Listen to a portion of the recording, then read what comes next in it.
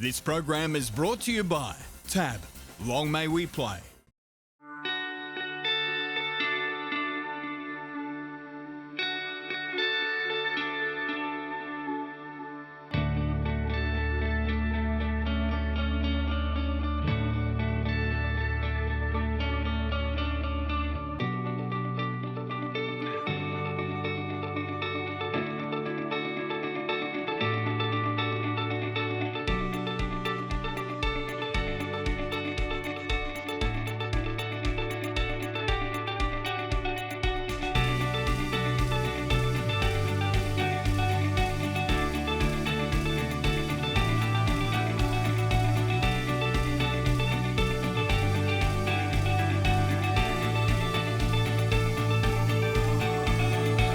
I'm Caroline Searcy. Welcome to a new week of Thoroughbreds Are Go, helping rehome these great horses into new lives away from racing. Coming up this week, a really interesting story of two thoroughbred-loving young riders, Chloe Manell and Jasmine Haynes, who explain what it takes to work in a racing stable, learning more about the care of the thoroughbred. And we're always hearing about the importance of feeding ex-racehorses, particularly when they retire from racing. So what's involved? We hear from one of the most experienced equine nutritionists in New South Wales, servicing many studs and racing stables, Caroline Foote of Equine Consulting Services, and a French track rider in the Chris Waller stable with a huge passion for the popular recent retiree Star of the Seas in Arrowfield Studs Strapper Stories. That's all this week on Thoroughbreds Are Go.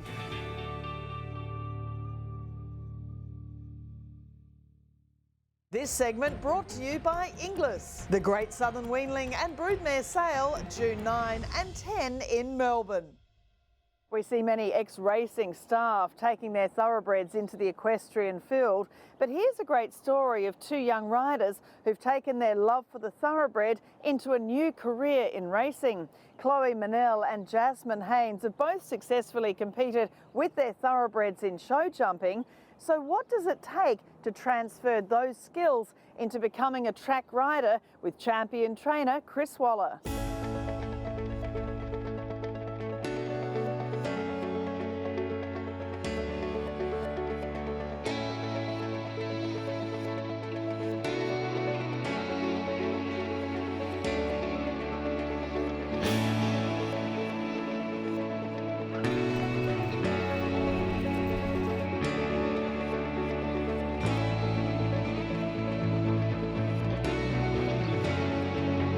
I've had a few thoroughbreds over the years as well, and just love their temperament, love working with them.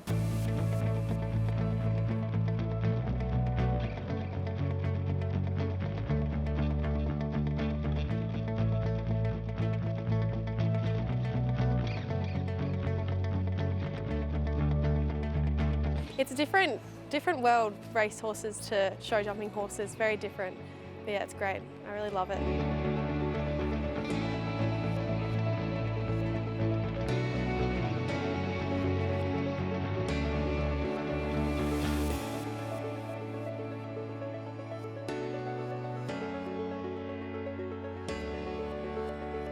Chris, it was so fantastic to see Chloe and Jasmine coming from the equestrian world, now as work riders with your stables. It's a big transition, isn't it, for a young person? Yeah, it is, but that horse knowledge is very valuable. To have girls like that or boys that come into the stable with the knowledge of the equestrian world, it's actually very good for us. And I think it lessens the gap. Some people seeing racing broadcast in the heights that it is probably see it as a specialist sport, but it's far from it. We just need horsemen. And I think the gap's becoming closer, especially with the rehoming. Thoroughbreds are very young when they're retired. 4, 5, 6-year-olds, maybe a 7-year-old. That's only a baby in terms of the equestrian world. So I think getting a mix between the two, these young people coming into our sport, they're very good because there is a big labour shortage, and that's something that we need to address. And yeah, having the expertise of young people from that equestrian world is second to none. So yeah, in return, I guess they'll see some of these thoroughbreds say, oh gee, that's a very nice horse. As most of the thoroughbreds are, they're beautiful individuals. They've got life after racing, and it's their life's just beginning. Basically, they've had 25% of their life, and they can go on and compete the right horses until they're, I guess, well in their teens.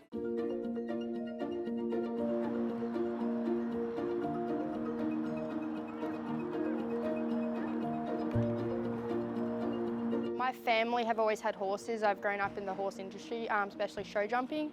All my sisters have ridden as well. Started out, I needed a job, and I thought that I love horses, I love riding, so I got into track work in Wagga at a local stable with Trevor Sutherland. He got me started, and it just sort of took off from there. It's a great environment to be in. Like, I came to Chris Waller Racing, I was only meant to be here for a few weeks, and now I'm here. I ended up moving here to work here. Everyone does get on. It's good fun. Like, you get up early, but it's not really a drag to do that. You know, you look forward to coming to work.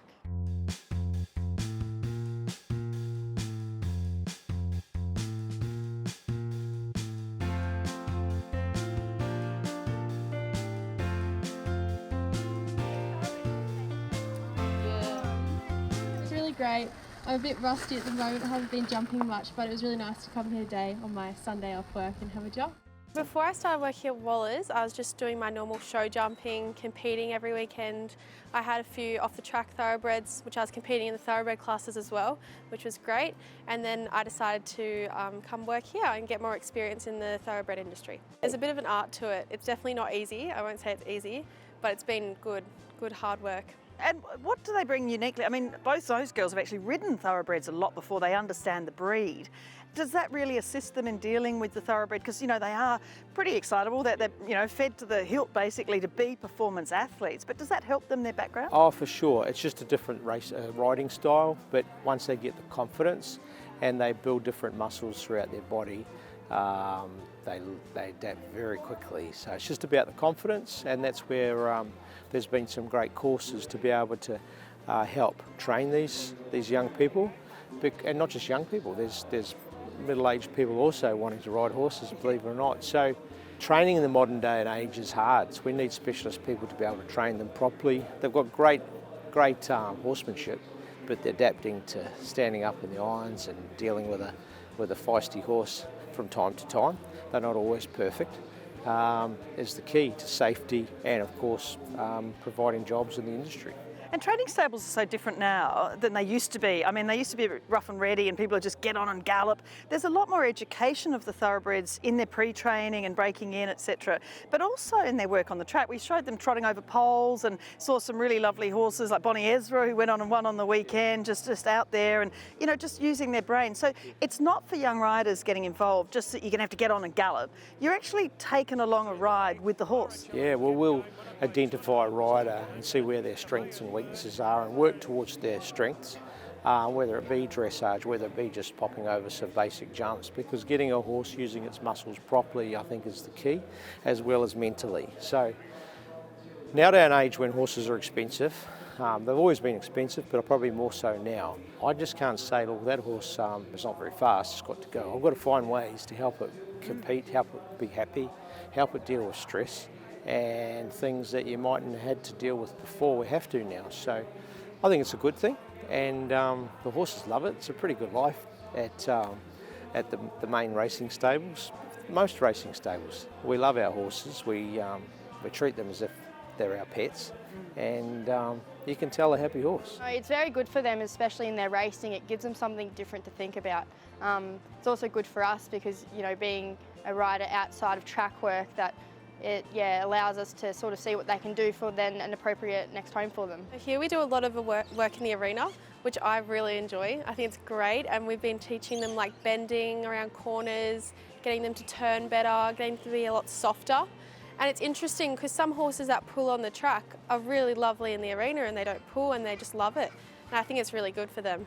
And it's good for their brain as well. Yeah, it gives them something different to do.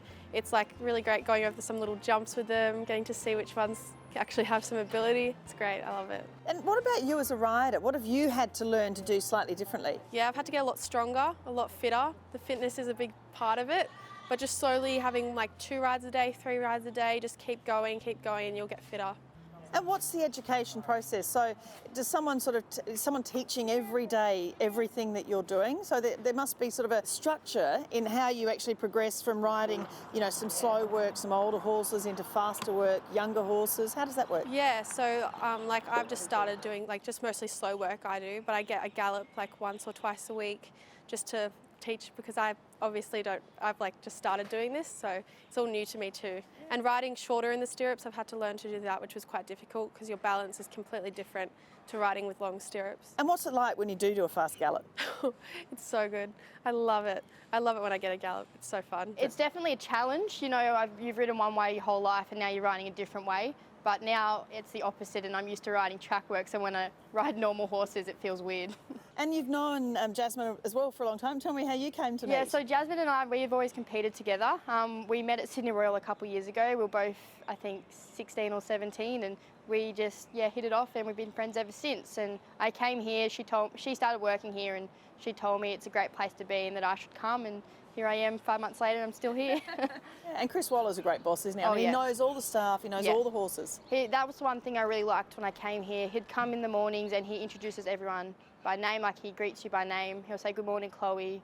Good morning, Jasmine." Like, I just found that really nice. And happy staff too. I mean, talking to both Chloe and Jasmine, they're very complimentary about yourself, but the way you have the whole stable set up, I mean, it's a great place for people that want to go and talk to someone that's the leader of the barn or the foreperson of a certain barn. You know, you have great levels of management. Yeah, well, we have to with the scale that we're at, but we're fortunate enough as well to have enough staff. So you don't want to be rushing your staff. You do want to get round and say good morning to them and point out a few little things here and there, and vice versa. That you might ask them questions about what they would do and how they would deal with a horse, such with a problem, for example. So yeah, it's a great mix of so many facets of horsemanship, and we're very lucky that we've got good wages now to be able to offer staff and good working conditions, and we continue to try and improve where our weaknesses are.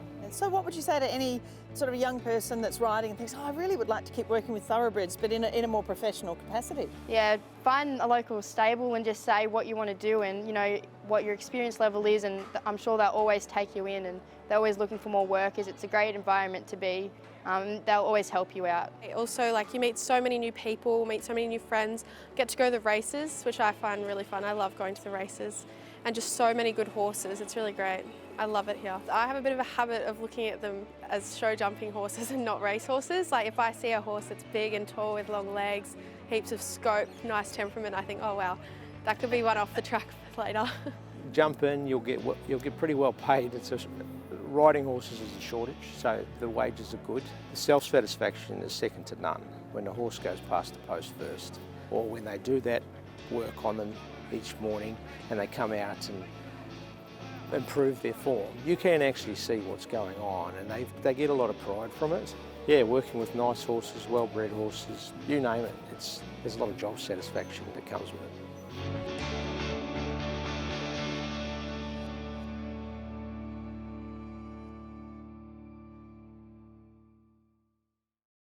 What an inspiring story for anyone who loves thoroughbreds and wants to make a life caring for them in a really rewarding industry. And thanks to Chris Waller, Soph Baker and Chloe and Jasmine for helping with that segment. Coming up after the break on Thoroughbreds Are Go, we learn all we can fit in one segment about the important topic of feeding off-track thoroughbreds with hugely knowledgeable equine nutritionist Dr. Caroline Foote.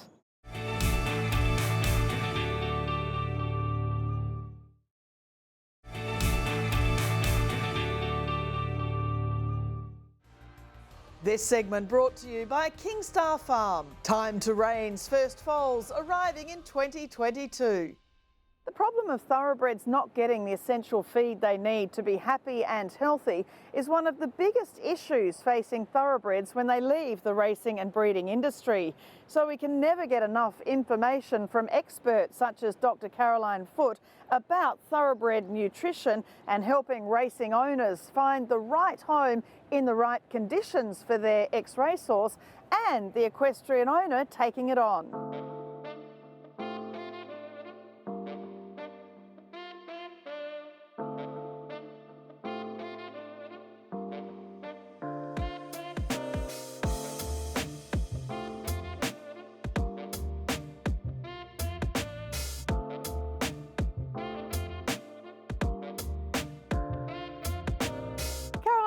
much for the equestrian world to know, or anyone taking a thoroughbred who's been, reared as a racing animal or an elite athlete. Tell me some of the things that you see as far as, how people approach it and maybe some of the things that they perhaps aren't doing the right way. There's so much confusion in the nutrition world. There's just so much information available online these days that it can be hard for people to decipher what to use and what not to use. I think if they can understand a little bit about where these horses have come from, that'll be a great help to them. These are incredible athletes. They are reared to be strong and fit and fast from a young age, and nutrition plays a huge role in that. So they can be fed 6 or 7 kilograms of concentrates a day. They get plenty of fibre, good quality protein, vitamins and minerals. But there needs to be a good transitional period for that horse to become an equestrian horse. And so if the owner can understand that and look after that horse, they're going to be so rewarded in that regard. And your background, I mean, there is so much science behind this. Tell me about, where you learned what you know, because it's such a huge thing to know about, isn't it? It is, and I mean, there's actually no equine nutrition degree. So I started out actually doing a Bachelor of Agricultural Science through Sydney University. I knew I always wanted to work in the horse industry, but didn't quite know how to get there. I wasn't a vet, I didn't want to do vet science. So I was actually offered a research project in the pig industry, of all things, in Toowoomba with the University of Queensland. I took the opportunity, I went up there and I was based with a consultant in the industry. And it was that point in time that I realised I knew what I wanted to do, but in the horse industry. And it was to try and provide a link between science and industry. So you've got vets and you've got feed companies. I wanted to sort of provide that in-between person. And so when the Masters finished, I was really lucky to be offered a PhD back in Sydney. It was in the horse industry. I got to spend an amazing amount of time in the Hunter Valley with Peter Flynn, who was a great horseman. It was just such a wonderful experience and a great stepping stone to where we are now. And you now currently are working with some of, Australia's leading trainers and studs as well. So tell me about some of that day-to-day work you do advising them. Nutrition is there's so much still to learn. There are no rules. We know there are energy recommendations, there's protein, there's vitamins and minerals. The key is to work with the trainer and to try and understand the sort of work the horse is doing, how much work, the environmental conditions and all of the other factors that contribute to the performance of the horse, and to then try and come up with a feeding program that suits them so that they're happy with the way the horses are performing, the way the horses look. And once you get to that point, you've done your job. And this is very much, about every horse being an individual, isn't it? Which is the same in the equestrian world. They're not all going to be the same. 100%, and everyone's familiar with the term good doers and bad doers, or good doers and poor doers. We actually have the same with thoroughbreds in work. We have some horses that need a lot of feeding and some horses that live on the smell of an oily rag, and it's knowing how to deal with those. So treating every horse the same in a racing stable just doesn't work. It's about tailoring the feeding programs more specifically to the individual horse's needs, and that's how you can optimise, the performance of the horse on the day. The lucerne chaff and oat and chaff are the fibre sources in the mixed feed ration. We use really good quality heavy racehorse oats, and that forms the bulk of the energy part of the diet, which is then supplemented with corn. And then our protein feeds sunflower seeds, tick beans or lupins. So our racing pellets then provide the horse with additional protein, minerals, vitamins and amino acids, and that helps to ensure that the horse is getting everything it needs on a daily basis. And that way the trainer can then alter the amount of the other feeds for energy levels and body condition.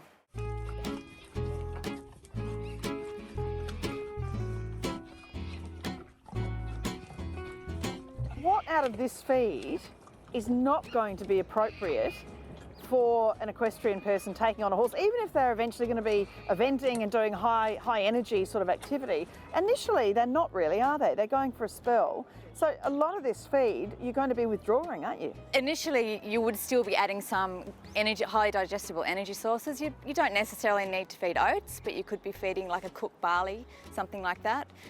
As time goes on, if you're not involved in really intensive exercise with that horse, you could probably have more of a fat fibre-based diet.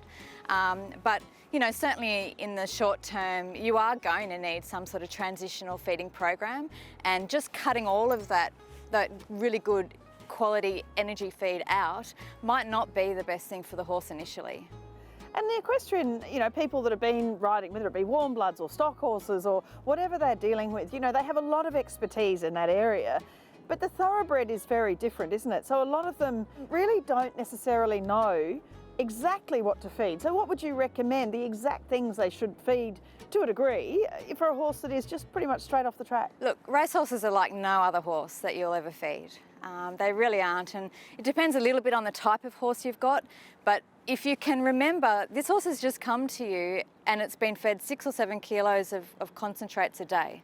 It's like any athlete, you're not just going to feed them salad, right? So you've then got to think, okay, so what are we going to do? So maybe we want to make sure we've got good quality fibre and fat in the diet, but probably be thinking about adding some really good, highly digestible energy feeds, like your cooked barley, some oils and fats, perhaps like a rice bran based product as well can help, but also making sure that you're fortifying that diet with vitamins and minerals to support the health of the horse.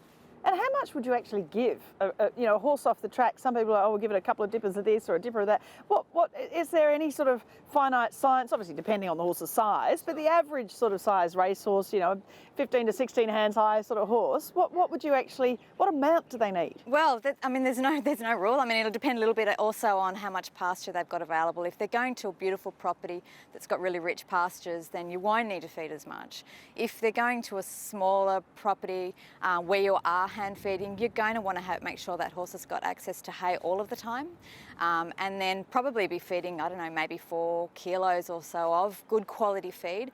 It doesn't have to be all grain, as I said, but a smaller amount relative to what they were used to in conjunction with some high fibre fat sources. They can be a little fussy.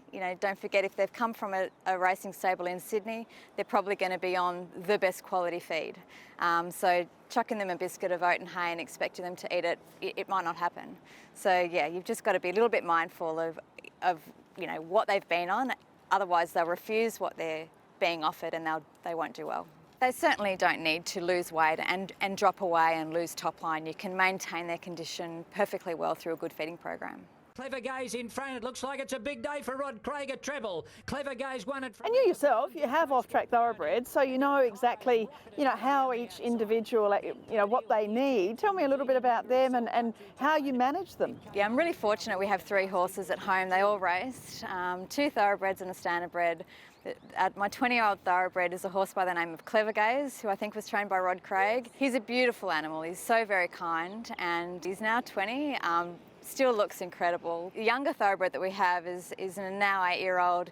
We actually part-owned him when he raced here at Ram with John O'Shea, and he was a good horse. He was a Goldman Horse of the Year, but he wasn't a city class horse. So the ownership group opted to sell him, and he ended up actually at Darwin. And a few years later, one of my friends saw him on the English digital sale, so we picked him up and brought him back. He was always such a beautiful, kind horse. Everyone loved him in the stable, so he's now at home as well. And it's been a great experience. It's always good to be out working with clients and their horses, but it's very rewarding to come home to your own as well.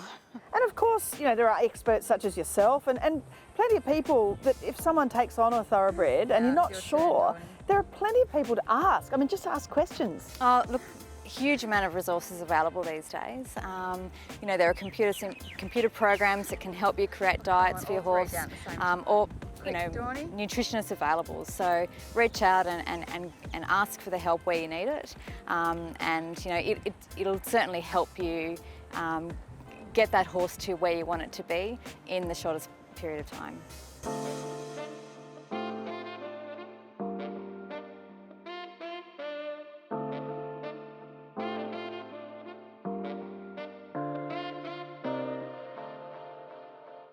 Always great learning ways to ensure our thoroughbreds are in their best condition for a healthy whole of life, and thank you to Caroline Foote for her time. Coming up after the break on Thoroughbreds Are Go, a French track rider's passion for the newly retired Star of the Seas in Arrowfield Studs Strapper Stories.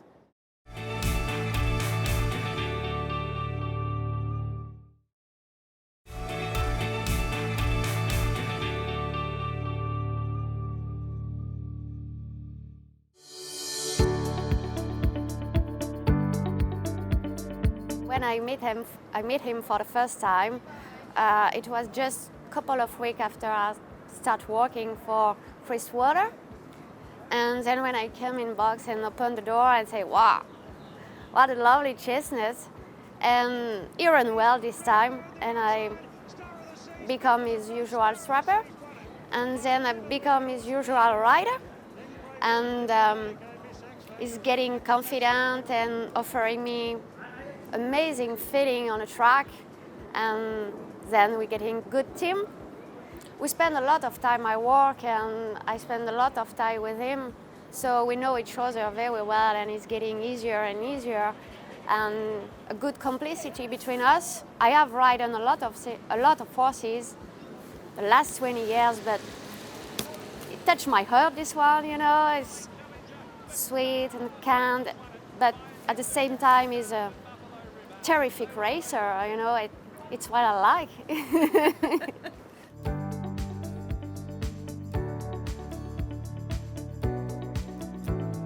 It's very exciting. After the last race, I sent straight away an email and I said, oh, if he's retired, I will be happy to have him around me, because this horse, I don't know why exactly, but when I see him, it just put a smile on my face, and I feel so peaceful and feels like he is too. They gave me an answer and said, oh, Pauline, you're on first line, so I was so happy. And now I'm his owner, my first own horse, and so we still take care of each other. He's actually at Marella, spelling for a couple of months, and then I will ride him again. Nice retirement. Maybe galloping a little bit, get him at the beach. I meet him now 3-4 times a week. Take care of him, just happiness.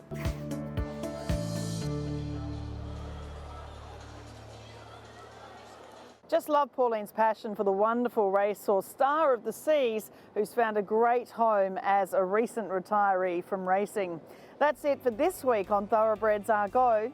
Join me again next week as we look at the Sydney Royal Easter Show, steeped in tradition and now focused on a day's programs full of thoroughbred competition with entries through the roof.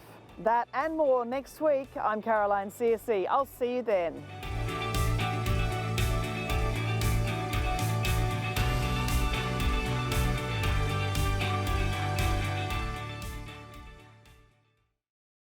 This program is brought to you by TAB. Long may we play.